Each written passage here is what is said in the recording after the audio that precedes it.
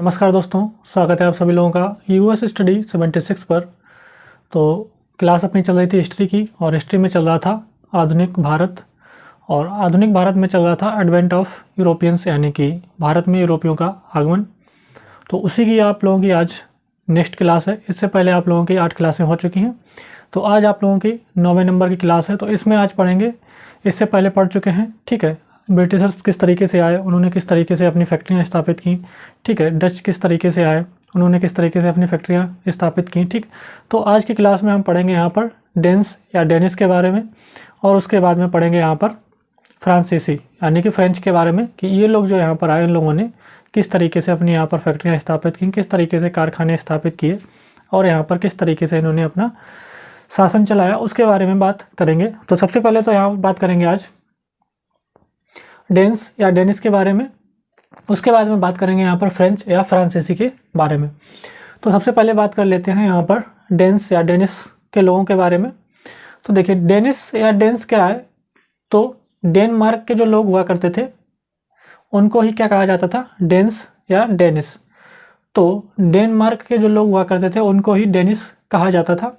तो डेनिस के बारे में ज़्यादा कुछ है नहीं, थोड़ा ही है, तो इनके बारे में जानते हैं पहले, उसके बाद में फिर फ्रेंच के बारे में जानेंगे, यानी कि फ्रांसीसियों के बारे में जानेंगे यहाँ पर। तो देखिए 1616 में, ठीक है, 1616 में क्या हुआ, डेनिस ईस्ट इंडिया कंपनी की स्थापना होती है भारत में। 1616 में डेनिस ईस्ट इंडिया कंपनी की स्थापना होती है भारत में, और उसके बाद में क्या होता है, 1620 में इनके द्वारा फर्स्ट फैक्ट्री यानी कि प्रथम कारखाना स्थापित किया जाता है। कहाँ पर, त्रिंकोबार में या केरल में, त्रिंकोबार में जो कि केरल में पड़ता है। कब के द्वारा, सेकेंड फैक्ट्री, ठीक है, इनके द्वारा दूसरा कारखाना स्थापित किया जाता है। कहाँ पर, श्रीरामपुर बंगाल में। इनके द्वारा 1676 में द्वितीय कारखाना स्थापित किया जाता है। कहाँ पर, श्रीरामपुर बंगाल में। और उसके बाद में इनके बारे में बात करते हैं कि इनके क्या महत्वपूर्ण व्यापार हुआ करते थे जो कि भारत से करते थे ये। तो इनके भारत में क्या 2 महत्वपूर्ण व्यापार थे, तो उसके बारे में बात करते हैं। तो यहाँ पर देखिए, भारत में इनके 2 महत्वपूर्ण व्यापार हुआ करते थे। कौन कौन से, एक तो था चाय का व्यापार, ठीक है, एक तो था चाय का व्यापार जो कि ये चीन के साथ व्यापार किया करते थे। तो 2 महत्वपूर्ण व्यापार थे इनके भारत में, कौन कौन से, एक था चाय का व्यापार और चीन का व्यापार, यानी कि ये चीन के साथ व्यापार करते थे, ठीक है, चीन के साथ ये व्यापार करते थे। उसके बाद में क्या होता है, 1745 में अंग्रेजों को सारा व्यापार बेचकर ये डेनमार्क लौट जाते हैं। क्या होता है, 1745 में डेनिस या डेन्स जो हैं वो अपना सारा का सारा व्यापार, यानी अपनी सारी की सारी फैक्ट्रियाँ, ठीक है, जो भी इन्होंने स्थापित की, सारा का सारा ट्रेड क्या करते हैं, ये बेच देते हैं, सोल्ड कर देते हैं, किसको, अंग्रेजों को, ठीक है। और उसके बाद में ये वापस कहाँ चले जाते हैं, वापस ये डेनमार्क लौट जाते हैं। तो इनका छोटा सा सफ़र है ये, ठीक है, मतलब ज़्यादा कुछ है नहीं, इंपॉर्टेंट पॉइंट है नहीं डेन्स से लेकर, तो इतने ही कुछ पॉइंट हैं जो मैंने यहाँ पर बता दिए। अगर यहाँ से पूछा जाएगा तो यही पूछा जाएगा कि इन्होंने अपनी पहली ईस्ट इंडिया कंपनी कब स्थापित की, इनकी फर्स्ट फैक्ट्री कब स्थापित की, इन्होंने कहाँ पर की, सेकंड फैक्ट्री कब स्थापित की, इनके महत्वपूर्ण व्यापार कब थे, और ये भारत से कब वापस लौट गए थे। तो इतना ही पूछा जाएगा इनके बारे में, और कुछ ज़्यादा पूछा नहीं जाएगा इनके बारे में, डेन्स के बारे में। तो इनके बारे में जो इम्पोर्टेंट पॉइंट थे वो यहाँ पर आप लोगों को हमने कवर करा दिए हैं। अब आगे बात कर लेते हैं फ्रेंच की या फ्रांसीसियों के बारे में। तो अब आगे बात करते हैं फ्रेंच की या फ्रांसीसियों के बारे में। तो अब बात कर लेते हैं फ्रेंच के बारे में या फ्रांसीसियों के बारे में।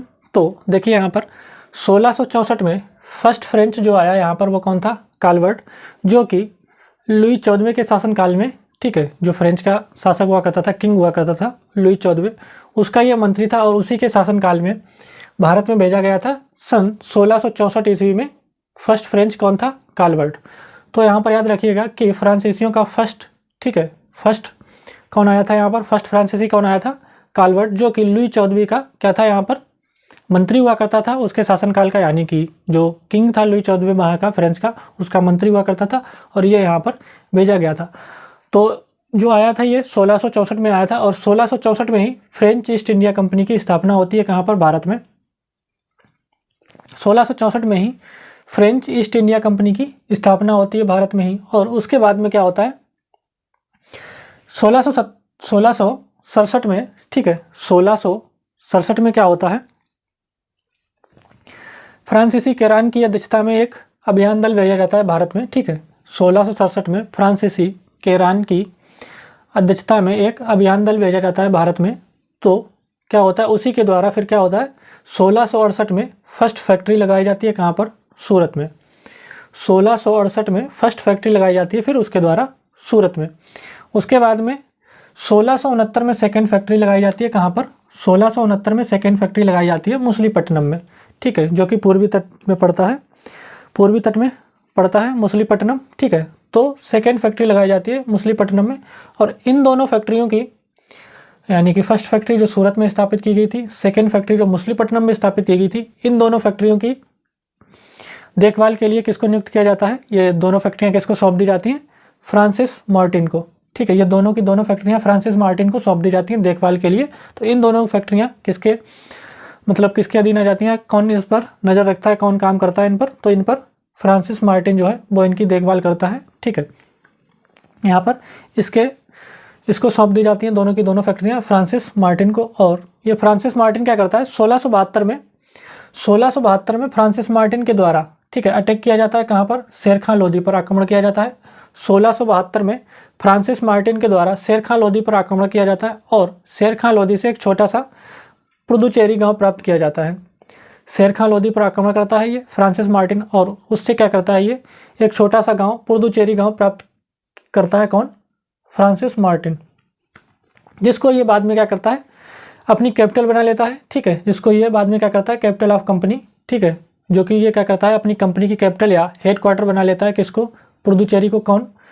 ये फ्रांसिस मार्टिन। और इसी के द्वारा यहाँ पर 701 में कुछ गांव या कुछ बस्तियां बसाई जाती हैं। तो वो सारा का सारा किसको, यानी कि पुदुचेरी को बसाने का सारा जो श्रेय जाता है वो किसको जाता है? फ्रांसिस मार्टिन को। यानी कि सारा का सारा पुदुचेरी में जो बस्तियां बसाई गई वो किसके द्वारा बसाई गई हैं? फ्रांसिस मार्टिन के द्वारा। 1701 में कुछ बस्तियां भी बसाई जाती हैं पुदुचेरी में, किसके द्वारा? फ्रांसिस मार्टिन के द्वारा। उसके बाद में क्या होती है, 1674 में पुदुचेरी की किलाबंदी कराई जाती है, ठीक है। 1674 में पुदुचेरी की किलाबंदी कराई जाती है और उसके बाद में यहाँ पर ही एक फोर्ट लुई बनवाया जाता है। 1674 में ही पुदुचेरी की किलाबंदी कराई जाती है और यहाँ पर ही एक फोर्ट लुई बनवाया जाता है 1674 में। उसके बाद में क्या होता है, 1693 में क्या होता है, डच जो है वो अटैक कर देते हैं किसके ऊपर? फ्रेंच के ऊपर। डच जो है वो अटैक कर देते हैं किसके ऊपर? फ्रेंच के ऊपर। और क्या करते हैं, पुदुचेरी पर अधिकार कर लेते हैं। डच जो हैं वो अटैक कर देते हैं किसके ऊपर? फ्रेंच के ऊपर और पुदुचेरी पर अधिकार कर लेते हैं। और लगभग 5 सालों तक डच के पास रहता है क्या? पुदुचेरी। तो ये जो पुदुचेरी है ये 5 सालों तक लगभग किसके पास रहता है? डचों के पास रहता है, ठीक है। ये डच क्या करते हैं, अटैक कर देते हैं फ्रेंच के ऊपर और उसके बाद में पुदुचेरी पर अधिकार कर लेते हैं, छीन लेते हैं फ्रांसीसियों से और उस पर 5 सालों तक इनका अधिकार रहता है। फिर उसके बाद में क्या होता है, 1697 में एक रेजविक की संधि होती है, ठीक है, ट्रिटी ऑफ रेजविक। 1697 में एक रेजविक की संधि होती है किसके बीच में? एक तो फ्रेंच के बीच में और एक डच के बीच में। किसके बीच में होती है? एक फ्रेंच के बीच में और एक डच के बीच में, यानी कि फ्रांसीसियों और डचों के बीच में एक संधि होती है। कौन सी? रेजविक की संधि। इसी संधि के तहत पुदुचेरी को वापस लौटाया जाता है। रेजविक की संधि के तहत ही पुदुचेरी को वापस लौटाया जाता है। उसके बाद में क्या होता है यहाँ पर, ठीक है, उसके बारे में पढ़ेंगे।